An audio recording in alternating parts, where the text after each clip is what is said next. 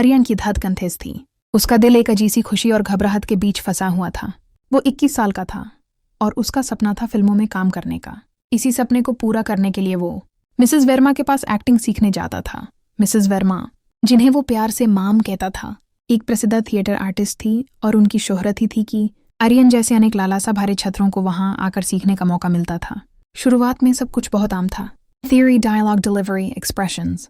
पर कुछ ही दिनों बाद मैम ने अपने टीचिंग मेथड्स बदल दिए। अब वो अक्सर आर्यन से अपने ऊपर ही एक्टिंग करवाने लगीं। वो कहतीं, तुम हीरो हो और मैं हीरोइन, सोचो तुम्हारा प्यार मुझसे है, अब खाओ रोमांस। आर्यन के लिए ये एक कठिन परिश्रम था। मैम खूबसूरत थी, आकर्षक और एक ऐसी हवा जिसका मदाहोश में खो जाना आसान था। एक दिन जैसे ही उन्होंने एक इंटेंस रोमांटिक सीन प्रैक्टिस करना शुरू किया, मैम ने कहा, आर्यन आंखें बैंड करो, सोचो तुम्हारी शादी हुई है, आज तुम्हारी पहली रात है। आर्यन ने आंखें बैंड किया। उसने सोचा। मैम ने उसका हाथ पकड़ा, उसके काफले चुए। कोमल आवाज में वो उससे प्यार की बातें करने लगीं। आर्यन वास्तव में ही उस पल में खो गया। वो मदाहोश की हालत में था। उसके मन की गहराइयों में कुछ टूट रहा था, कुछ जग रहा था।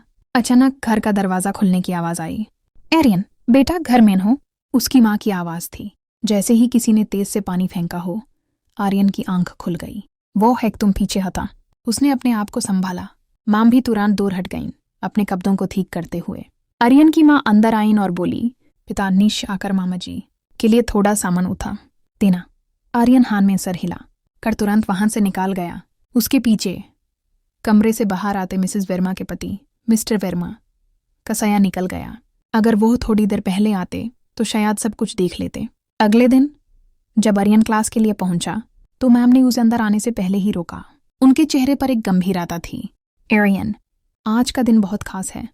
मिस्टर वर्मा कुछ दिनों के लिए शहर से बाहर जा रहे हैं और आज हम एक नए दर्जे का सीन करेंगे। आर्यन अंदर गया। मैम ने दरवाजा बैंड कर दिया। उन्होंने कहा, आज का एक्सरसाइज है पहली रात। तुम सोचो कि तुम्हारे और मेरी शादी हुई है। आज हम दोनों एक नए रिश्ते की शुरुआत कर रहे हैं। पूरी तरह से उस कैरेक्टर में खो जाओ, फील करो। आर्यन को थोड़ी शर्मा और अजीबता महसूस हुई, लेकिन उसने सोचा शायद यही असली एक्टिंग है। यूज पूरा विश्वास था अपनी टीचर पर। उन्होंने शुरू किया। ये कोई नॉर्मल क्लास नहीं थी, ये कुछ और ही था।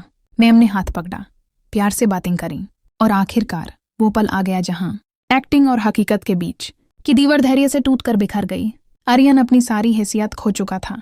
उस दिन क्या हुआ वो खुद पूरे तरह से समझ नहीं पाया। वो एक ऐसी दुनिया में खो गया था जो ना उसकी थी, ना उसकी होनी चाहिए थी। कुछ महीनों बाद आर्यन को पता चला कि मिसेस वर्मा गर्भवती हैं। उसने खुशी महसूसी की, लेकिन उसकी ये खुशी ज्यादा देर तक नहीं टिक पाई। एक दिन मिसेस वर्मा ने उसे अपने घर बुलाया। उनके चेहरे पर ना तो खुशी थी, ना ही उठाव, सिर्फ एक थकान थी। वो बोली, आर्यन, तुम एक अच्छे शागिर्द हो और मैंने तुम्हारी ईमानदारी और विश्वास को कभी तोड़ने का सोचा भी नहीं। पर एक सच है जो तुम्हें पता होना चाहिए। उन्होंने गहरा सांस लिया। मेरी शादी को 5 साल हो गए हैं आर्यन। हमारी कोई औलाद नहीं थी।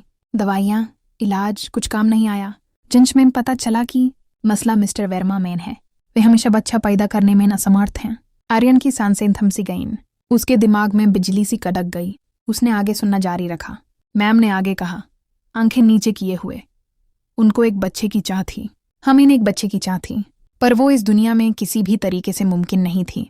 जब तुम आए, तुम में वो मासूमियत, वो जोश देखा तो एक हाथों हाथ सूजी योजना बन गई। मैं जानती हूँ ये गलत है। मैं जानती हूँ मैंने तुम्हारे विश्वास का, तुम्हारी मासूमियत का गलत फायदा उठाया। मैंने तुम्हें मदाहोश कर दिया, तुम्हारे इमोशंस के साथ खेलती रही ताकि मैं अपनी ख्वाहिश पूरी कर सकूं। वो सुबह तुम्हारी माँ का आना, मेरा पति का घर से निकलना, सब प्लान का हिस्सा था। मैं माँ बनना चाहती थी आर्यन, किसी भी कीमत पर। आर्यन वहीं खड़ा रह गया। जिसे वो अपनी प्रेरणा मानता था, उसी ने उसे एक छल, एक उपयोग का हिस्सा बना दिया था। उसका सपना, उसका प्यार एक्टिंग के प्रति सब मिट्टी में मिल गया। उसके जीवन की स्क्रिप्ट किसी और ने लिख दी थी और वह तो बस एक कठपुतली था।